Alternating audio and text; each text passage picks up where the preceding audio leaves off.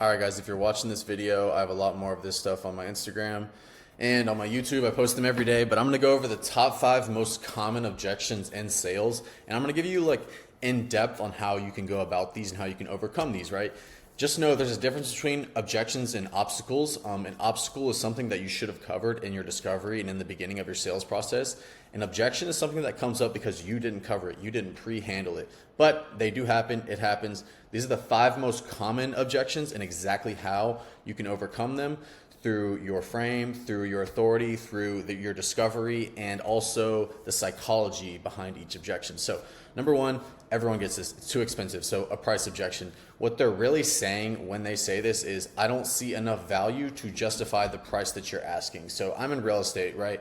If I have a house and I'm selling it for $600,000 and the buying party wants to come in like 50 grand below, that's just because at the moment they don't think that that house is worth 600,000.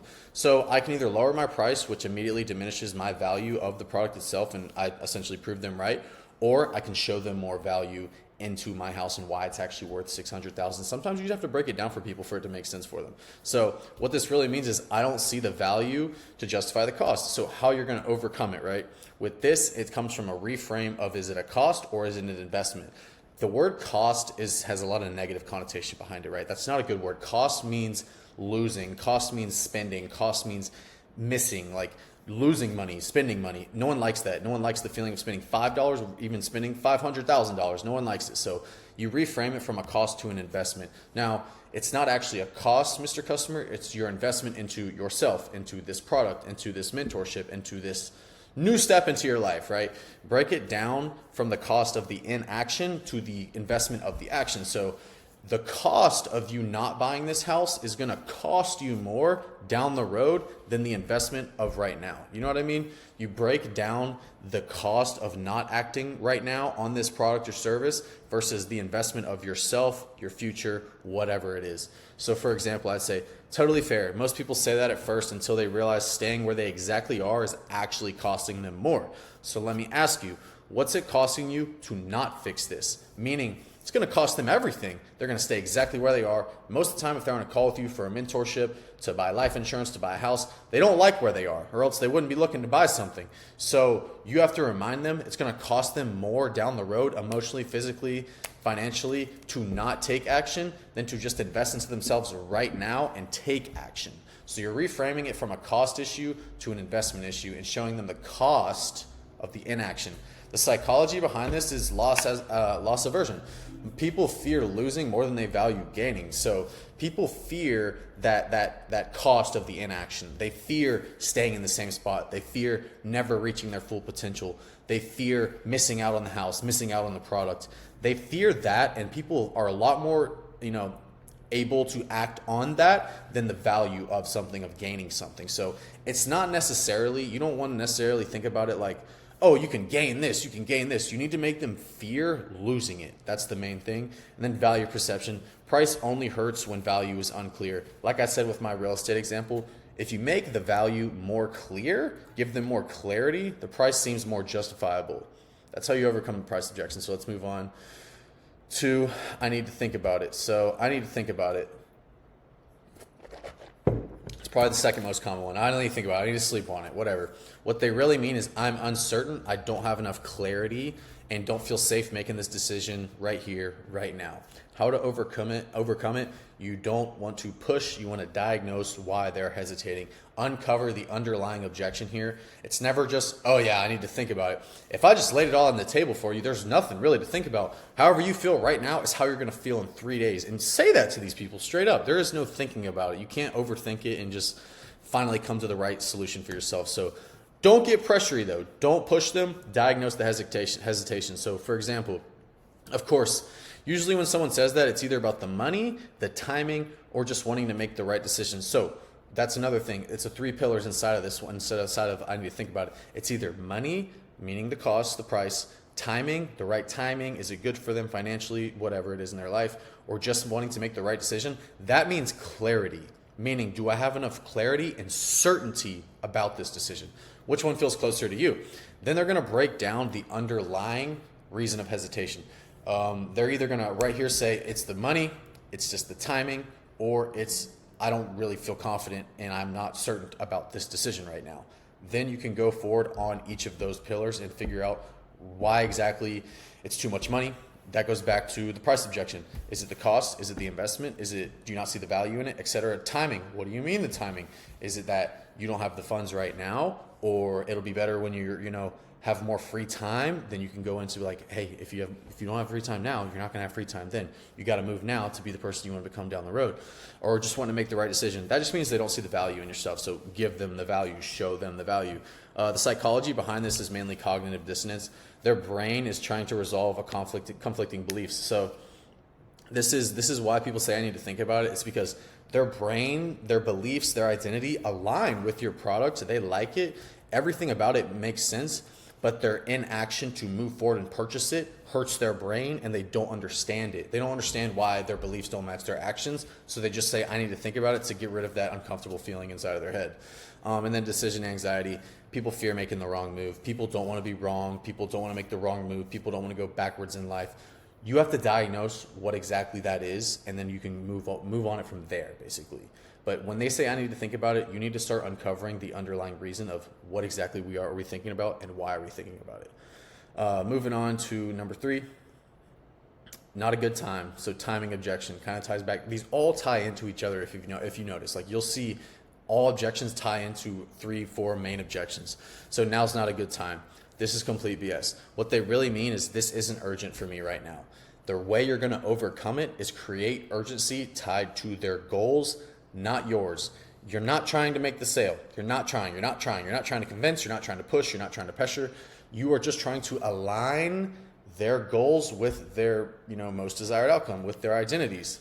So you do that by creating urgency to their goals. So if I'm a fitness coach and you tell me my goal is I want to lose 30 pounds in the next 7 months, and then I give you my program, I show you how I'm going to do that for you, I give you all the value in the world to do that, and you're like, yeah, they see the price and they're like, yeah, it's just, it's not a good time for that. I don't have the time to hit the gym and do the whole regiment that you're asking me to do.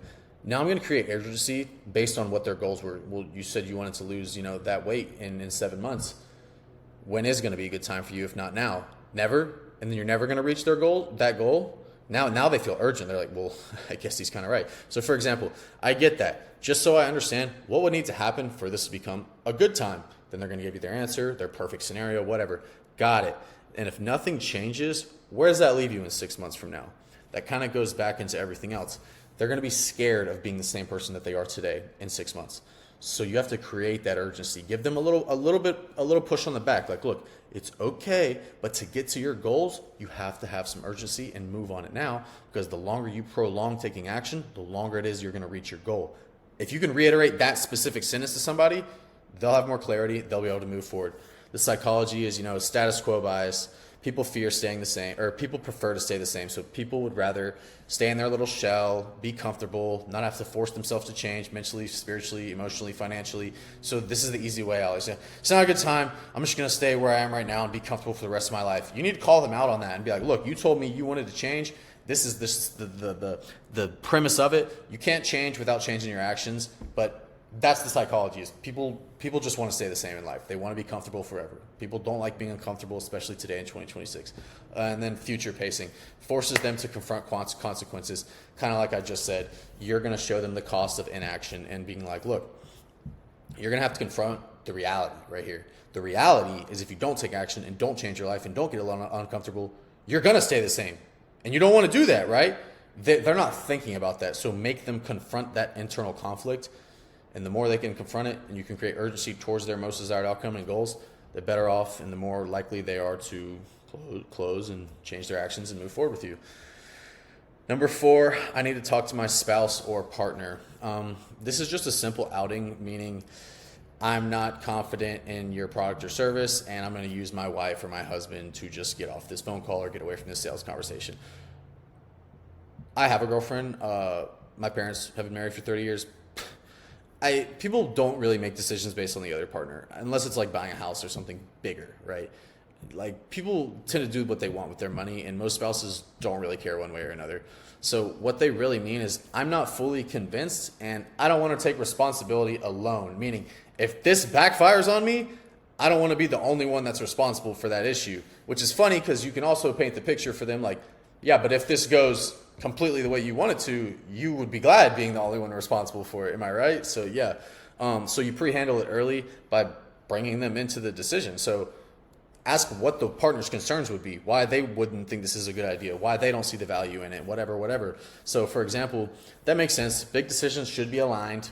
Just so I don't leave anything unclear, what do you think they might have questions about? So what would they be uncertain about? Why would they not think it's going to work? Why do they not see the value? Let's make sure you feel confident, explaining it.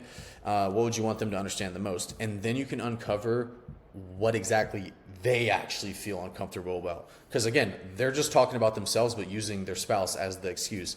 So whatever they say their partner is going to be uncertain about, unclear about, not see the value in, that's exactly what they don't see the value in or uncertain about.